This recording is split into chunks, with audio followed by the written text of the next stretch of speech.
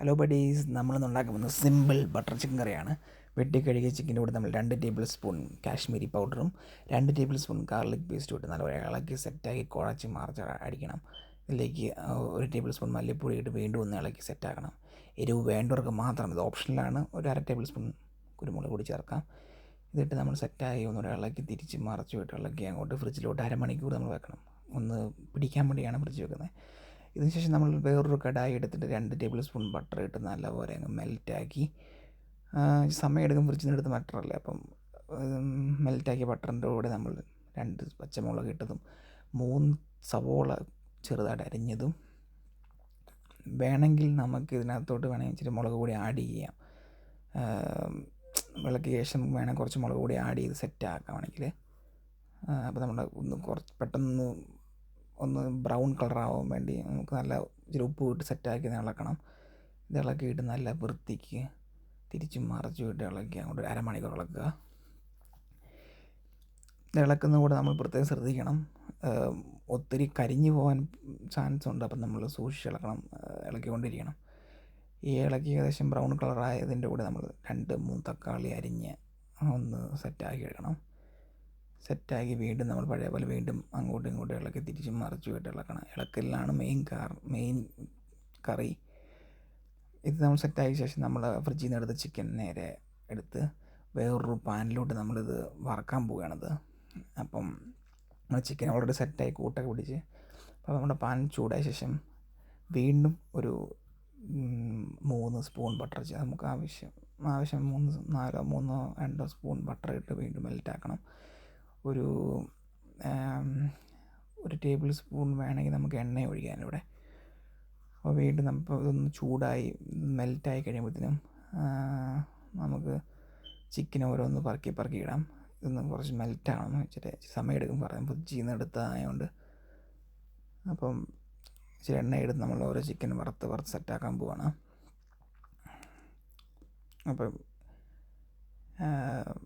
ഇത് ഇച്ചിരി സമയം എടുക്കും. നമ്മളിപ്പം ഇങ്ങനെ ഇടയ്ക്കിടയ്ക്ക് കറക്കി കൊടുത്താൽ മതി. അപ്പം കൊണ്ട് ഇത് ചൂടാറി മെൽറ്റായിക്കോളും. നമ്മൾ ഓരോ പീസ് ചിക്കൻ ഇട്ട് വറുത്ത് സെറ്റാക്കാൻ പോവാണ്. ഓരോ പീസ് ഇങ്ങനെ നോക്കുന്നു, ഇടുന്നു, വറക്കുന്നു. ഇതൊക്കെ തന്നെ പരിപാടി. എന്നിട്ട് ഇങ്ങനെ ഇടുന്നേക്കാളും നമുക്ക് എളുപ്പം മൊത്തം കൂടെ ചിക്കൻ ഇടുമ്പം പെട്ടെന്ന് പരിപാടി കഴിയും. അപ്പം ഇത് വേണ്ടവർക്ക് ഇങ്ങനെ ഓരോന്ന് പറക്കി ഇടാം. ഞാൻ മൊത്തം കൂടി ഇട്ട് അങ്ങ് സെപ്പറേറ്റ് ആക്കി ഇട്ടു. എന്നിട്ട് തിരിച്ചും മറിച്ചും ഇട്ട് അങ്ങോട്ട് സെറ്റാക്കണം.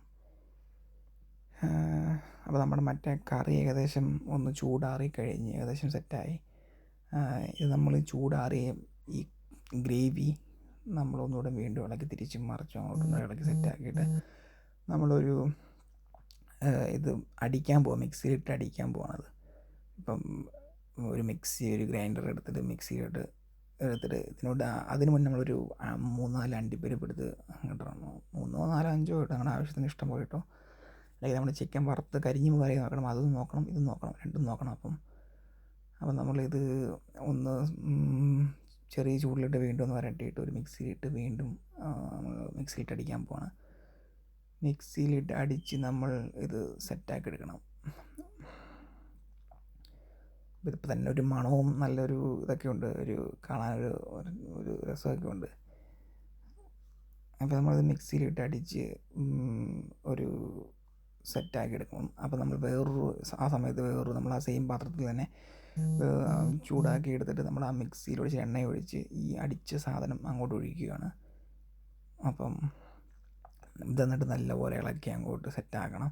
അപ്പോൾ ആ സമയത്ത് നമ്മുടെ ചിക്കൻ ഓൾറെഡി വറുത്ത് കഴിഞ്ഞിരിക്കുന്നു. അപ്പോൾ ആ ചിക്കനാണ് നമ്മൾ ഇങ്ങോട്ട് ഓരോന്ന് പറക്കി ഇടേണ്ടത്.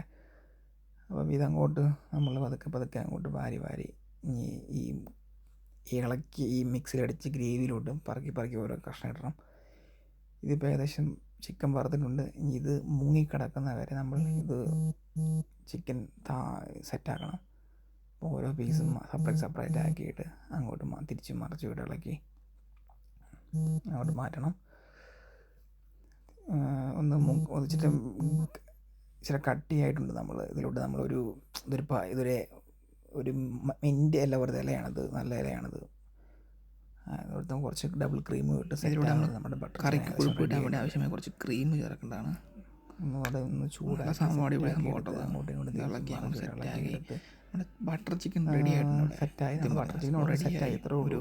നല്ല ചൂടാക്കാൻ കടയിൽ കിട്ടുന്ന വില അപ്പുറം നമുക്ക് ലോ വീട്ടിലുണ്ടാക്കാം. ഫ്ലെയിമിലിട്ട് ഒരു ആവശ്യമായ അരമണിക്കൂർ മല്ലിയില ചിക്കൻ സെറ്റാക്കണം. ആവശ്യമായ മല്ലിയില ഇട്ട് ഒരു മൂന്ന് കണ്ട് ഇടുക. മല്ലിയില ചോപ്പ് ചെയ്തിട്ടിട്ട് നല്ലപോലെ ഇളക്കുക.